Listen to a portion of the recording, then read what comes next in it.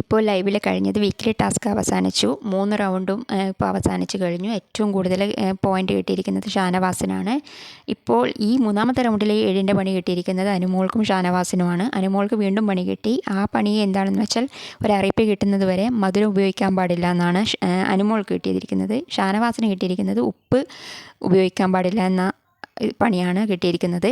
അങ്ങനെ 3 റൗണ്ടും കൂടി ഏറ്റവും കൂടുതൽ പോയിൻ്റ് കിട്ടിയിരിക്കുന്നത് ഷാനവാസിനാണ്. സെക്കൻഡ് ആര്യന്, തേർഡ് അനുമോൾക്ക്, നൂറ ഇവർക്കൊക്കെയാണ് തേർഡൊക്കെ കിട്ടിയിരിക്കുന്നത്. അനീഷിനൊക്കെ വളരെ കുറവാണ്.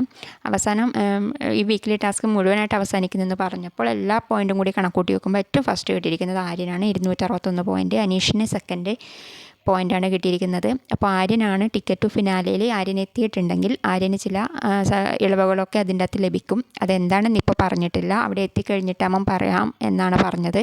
അങ്ങനെ ഇപ്പോൾ ടാസ്ക് അവസാനിച്ചിട്ടുണ്ട്.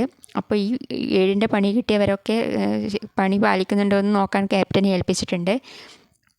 ഇന്നത്തെ ടാസ്ക് കഴിഞ്ഞു. ഈ ടോട്ടൽ പോയിൻറ്റ്സും കാര്യങ്ങളൊക്കെ പറഞ്ഞു. ഏറ്റവും കൂടുതൽ കളക്ട് ചെയ്തിരിക്കുന്നത് ഈ റൗണ്ടിൽ ഷാനവാസായിരുന്നു. അങ്ങനെ ഇപ്പോൾ ലൈവിലിപ്പോൾ അതൊക്കെ കഴിഞ്ഞു.